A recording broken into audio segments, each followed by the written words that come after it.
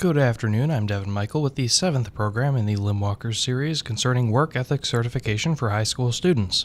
My guest is Elisa Hasimovich, Vice President of Administrative Services at American Precision Services Incorporated in Gary, Indiana. Elisa is also a graduate of Chesterton High School. Welcome to our program, Elisa. There are 2 topics on today's program, following directions and applying good listening skills. So why did you choose these topics? Well, thank you first for having me, Devin. I chose these topics because I believe that in this day and age, it's incredibly important to be able to filter out the distractions. We have distractions all around us, especially with technology. And when we don't apply good listening skills, it makes it even more difficult to follow directions. And so I think that these 2 topics go hand in hand and are very, very applicable to not only our personal lives, but our work lives and for students in school. So why is it necessary to follow directions on whatever job you hold? Well, if you want a job, you better be able to follow the directions. Supervisors, managers, they want people that they can depend on, that they're not going to have to explain the same thing over and over again to, because that takes time out of their busy schedule. So it's really, really important to be able to understand the message that you're receiving and to follow through by following the directions. So is this more necessary if you hold a job that's more dangerous, say the difference between a blast furnace operator and an office worker? I think in both aspects it's incredibly important. Definitely with a blast furnace type job, a job in manufacturing where your life is on the line, it's incredibly important. There's definitely safety issues that go along with those types of positions that you're not necessarily going to have in an office environment. So I would say yes, it is more important in a more manufacturing type environment where your life could be on the line. So from your experience, do most workers that you have worked with follow directions, or is it ever a problem? In my experience, it really hasn't been a problem. I find that most people are very attentive and cautious with what they do. I do work in a manufacturing environment. I work in a machine shop. And so although I work in the office, I'm out in the shop quite frequently throughout the day. And I don't think that there's necessarily any issues with people in that type of area in the shop. But I think it's more so in the office. And what I'm finding is more because of the distractions with technology, cell phones, things like that.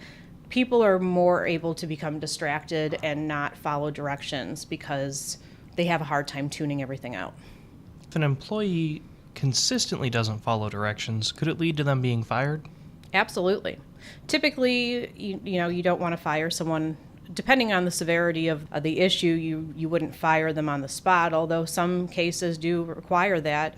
But if you don't follow directions, and typically there's a performance improvement plan involved where there's a verbal warning, a written warning, it's a step-by-step process, it could lead to disciplinary action up to and including termination.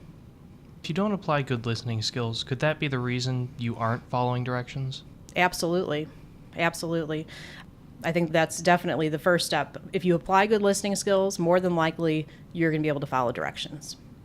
What does it mean to apply good listening skills? I think it means tuning out distractions, number 1. So I don't know how many times I've been in a conversation with somebody and they get a text on their cell phone and they automatically look down at their cell phone or maybe their Apple Watch. We're always connected. And so I think it means being conscious of the being present in the moment and not answering those distractions, not looking around, making good eye contact with the person that you're talking to, not staring at them, relaxed eye contact, and not interrupting, not thinking about how you're going to reply before the person's even finished talking, just being present in that moment and really tuning into what the person's saying.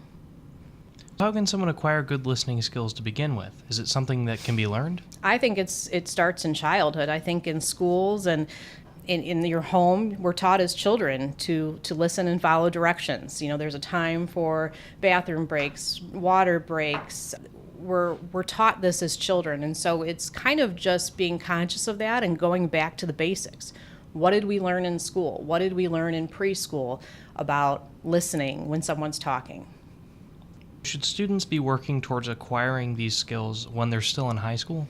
Absolutely. Absolutely. And I can tell you I think that my experience in high school with speech and debate and being on that speech and debate team, that has definitely been helpful with me personally being able to apply good listening skills and follow directions at work and in college and throughout high school. So it's never too early to start honing those skills. What are clues that a person doesn't follow directions or doesn't apply good listening skills well, either before or during a job interview? I guess it would be if I'm interviewing somebody and I have to restate an interview question to them multiple times. I mean, there could be other issues there, but more than likely I'm going to think that this person really isn't paying attention. And so that would be the first tip off that maybe this person doesn't apply good listening skills.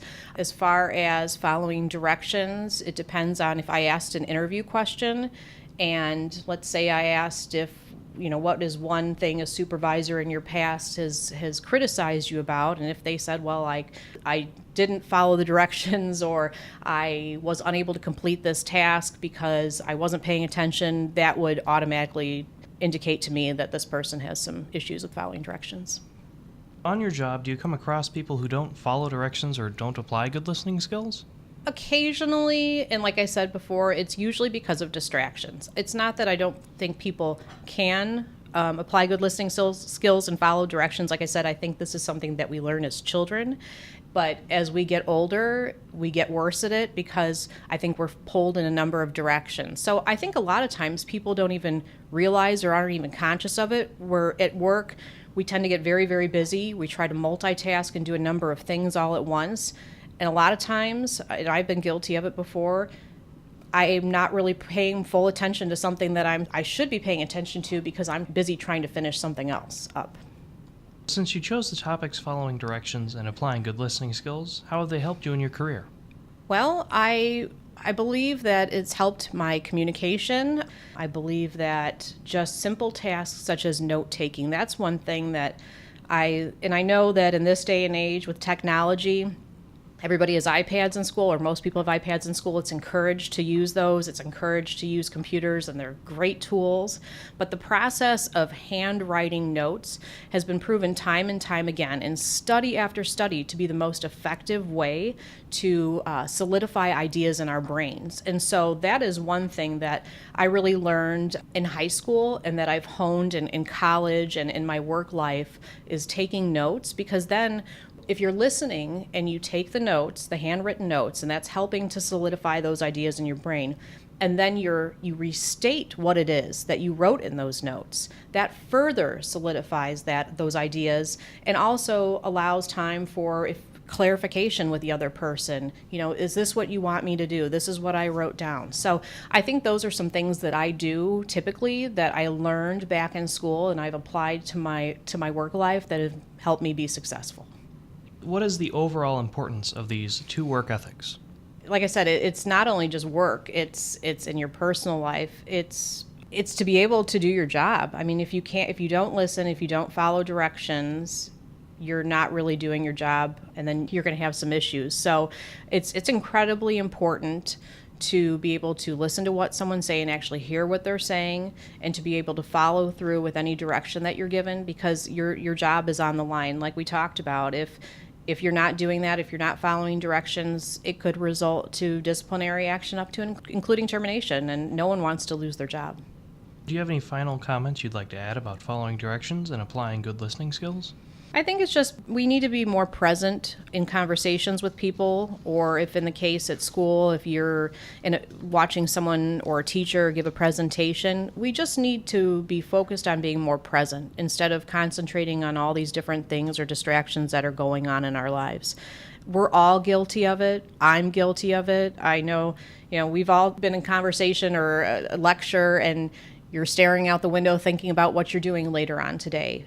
We need to be conscious of the basics that we learned when we were little kids about listening, following instructions. It's just so important in all aspects of our lives. All right, and seeing as that was our last question, thank you for being my guest, Elisa. Thank you, Devin. That was Elisa Hisimovich, Vice President of Administrative Services at American Precision Services, Incorporated in Gary, Indiana. Today we discussed the topics following directions and applying good listening skills and why these are important work ethics. Limb Walkers comes to you on the first Tuesday of each month at 4 p.m. The program is also available on YouTube. Stay tuned for a new topic and guest on the next program. I'm Devin Michael. Thank you for listening.